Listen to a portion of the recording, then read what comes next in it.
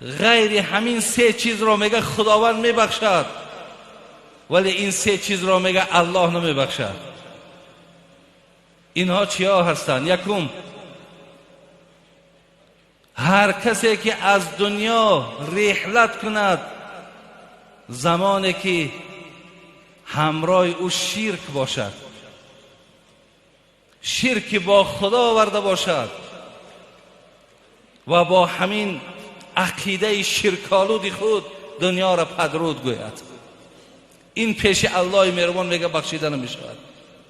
دوم برادرای عزیز، لم یکن ساحرا، دوم کسی که جادوگر نباشد. دوم نفری را که الله مهربان میگه نمیبخشم، این نفر جادوگر است. ولی در این وطنهای ما و شما هم جادوگرها بسیار داریم.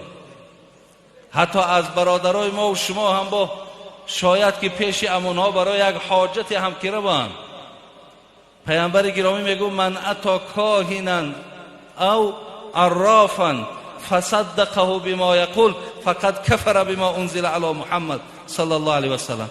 کسی پیش یک جادوگر برای یک حاجت می رود یا سخن او را تصدیق میکند، او با قرآنی که بر محمد نازل شده است کافر شده است.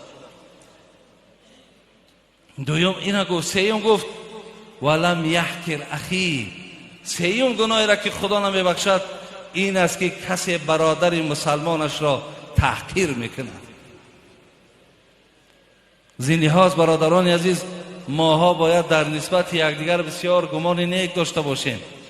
ولی ابوبکر وراقی را قصه‌اش میاره، مولوی جنونی میگه پدر را یک شب او دید در خواب پریشان حال بین جمع احباب. بگفتش ای پدر چون از حالت، چرا زرد از گلگون جمالت؟ پدرش وقتی در قبر ماند، آخی پدری سرشاگرد بود، پدری آدمی با تقوا بود، پدری همه کارش ای ترس خدا بود. وقتی در خواب دید که چهرش زرد، دید بسیار ناراحت، از پدرش سوال کرد. پدرش در جواب بگفتش صعب شد کار ای جگربند، همان دم که جدا شد بند از بند.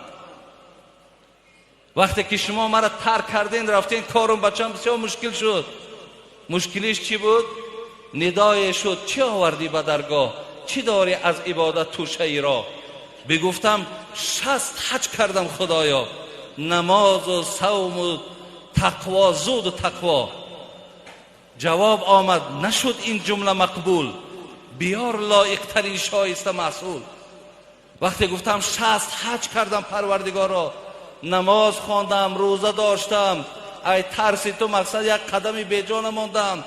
میگه جوابی آمد که اینها نزد خدا قبول نشیدن، با چی داری؟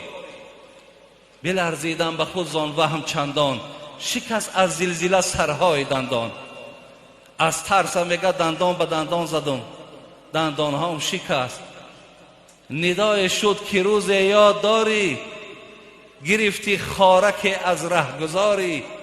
مبادای خلد در پای مؤمن، بیازارد کفی جوینده دین.